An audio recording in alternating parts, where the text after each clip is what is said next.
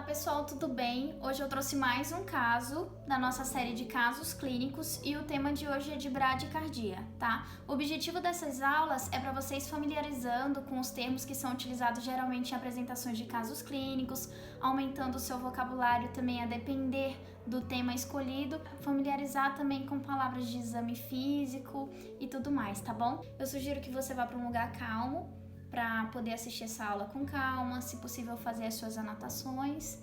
E é isso, vamos lá? O tema do caso clínico de hoje é bradicardia, em inglês bradycardia. Assim como no português, todo caso clínico se inicia você falando que se trata de uma mulher de tantos anos de idade ou um homem de 50 anos de idade, e no inglês da mesma forma. Aqui nesse caso, a 70-year-old woman, ou seja, uma mulher de 70 anos de idade, presents to the emergency department, se apresenta no departamento de emergência. Presents é uma palavra-chave que você deve conhecer, que ela aparece em diversos casos clínicos, que significa se apresenta, tá? Onde? Emergency department. Departamento de emergência também é uma palavra que aparece com muita frequência, tá? E nem sempre ela vem escrita assim, dessa forma. Às vezes vem apenas a abreviação. Vou colocar a abreviação aqui para vocês. Emergency Department. ED. Continuando. Complaining of dizziness. Queixando de tontura. Complaining of também é outra palavra-chave que você tem que conhecer porque ela faz parte da anamnese. Quando falamos a paciente de tantos anos de idade se apresenta no pronto-socorro queixando de, reclamando de. Esse reclamando de é esse complaining of, tá? Geralmente quando é um caso clínico escrito de uma prova ou você está apresentando um caso clínico de uma forma mais formal, vai aparecer escrito assim dessa forma. Mas pode acontecer de você se deparar com a abreviação. Às vezes quando, por exemplo, na prática nós estamos escrevendo, nós colocamos o quê? Em queixa principal colocamos QP, certo? Então existe uma abreviação para complaining of, que ela vem de complaints of. Vou colocar aqui para vocês. Complaining of. E a abreviação é essa aqui, tá bom? Complaining of dizziness. E dizziness quer dizer tontura. Não necessariamente a paciente veio dizendo que está com tontura. Ela pode dizer I'm feeling dizzy. Estou me sentindo tonta. She's disoriented to the date and her location. Ou seja, ela está desorientada em tempo e espaço. And it is difficult to gather an accurate history. E é difícil de reunir informações precisas, porque ela está desorientada e não consegue dar as informações de forma correta. Her pulse is 48 per minute. Essa barra aqui, você vai ler assim dessa forma, 48 per minute, tá? Às vezes vem escrito assim dessa forma, o número e a barra, ou pode vir escrito assim dessa forma. 48 beats per minute, ou seja, 48 batimentos por minuto. Se vem só com a barra, fica 48 por minuto, certo? Nesse caso clínico, eles nos deu a informação do pulso. Mas em alguns casos, ele pode dar a frequência cardíaca, e a frequência cardíaca ficaria assim dessa forma. Heart rate. E a abreviação é escrita assim dessa forma. Então, her pulse is 48 per minute. Blood pressure is 84/6 mm of mercury. Blood pressure significa pressão arterial. Blood significa sangue. Blood pressure, junto, significa pressão sanguínea. Em alguns momentos, podemos encontrar a sua abreviação. Ficaria assim, dessa forma. BP. Outra coisa que é importante saber é como ler uma pressão arterial. Por exemplo, você está lendo um artigo e você já entendeu aqui que significa que a pressão é 84/60. Mas é até importante você fazer esse treinamento de tentar fazer uma leitura disso. Por exemplo, como que você falaria isso para alguém se você tivesse que ler ou apresentar um caso? Então, eu vou ensinar aqui para vocês. A pressão, você vai ler da seguinte forma. Essa barra, você vai ler como over.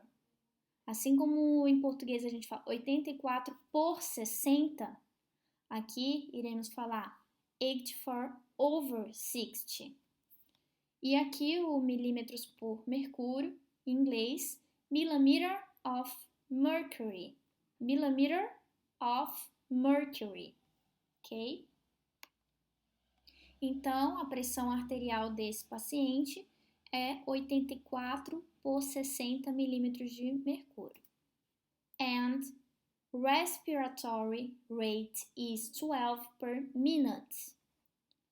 Respiratory rate significa frequência respiratória, que assim como os outros dados de sinais vitais, pode aparecer como a sua abreviação. Então, a frequência respiratória dessa paciente é de 12 por minuto. Que aqui, quando coloca a sua barra, você vai ler 12 per minute ou 12 breaths per minute. São 12 respirações por minuto. Outra palavra-chave que vai aparecer com frequência em casos clínicos. On examination. On examination.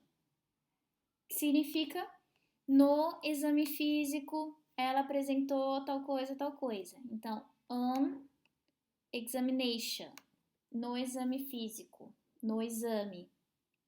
Her extremities are cool and clammy.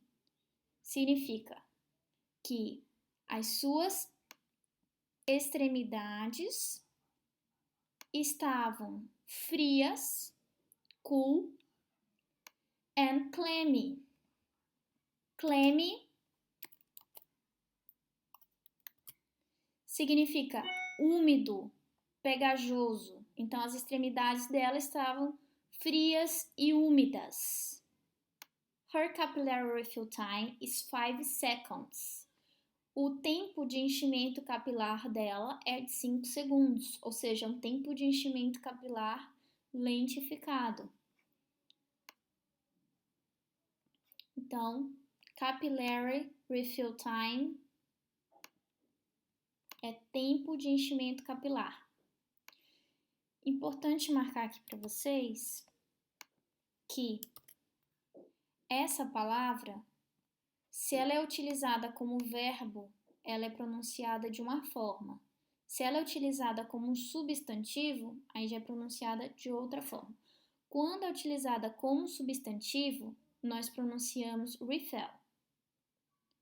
Quando ela é utilizada como verbo, nós pronunciamos refill, tá? Que de verbo seria reabastecer. What is the most appropriate therapy? Qual é a terapia mais apropriada para esse caso? Tá? Então, é uma mulher de 70 anos de idade no departamento de emergência que está queixando de tontura. Ela está desorientada em tempo e espaço, que é até difícil de colher informações acuradas. O pulso dela está de 48 batimentos por minuto, a pressão 84/70, frequência respiratória de 12 e no exame físico tá com tempo de enchimento capilar lentificado com as extremidades frias e úmidas. Qual a melhor terapia para esse caso? Vou colocar aqui as opções. As opções são adenosine, adenosine, ou amiodarone, amiodarone, atropine, atropine, metoprolol, metoprolol. Pensem aí o que você marcaria. Bom, então vamos iniciar aqui a discussão do nosso caso. Nesse caso, o que chama bastante atenção e é fácil perceber que se trata de um caso de bradicardia, que fala aqui, her pulse is 48 per minute, ou seja, o pulso está de 48 batimentos por minuto. Então, colocando aqui, bradycardia, bradycardia. Então, qual seria a definição de bradycardia? Bradycardia is defined as a heart rate less than 60 beats per minute. Ou seja, a bradicardia é definida como uma frequência cardíaca, heart rate, less than 60 beats per minute. Quando que uma bradicardia costuma ser uma bradicardia sintomática?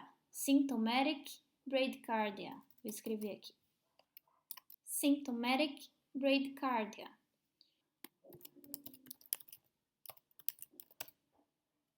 The heart rate is typically less than 50 per minute.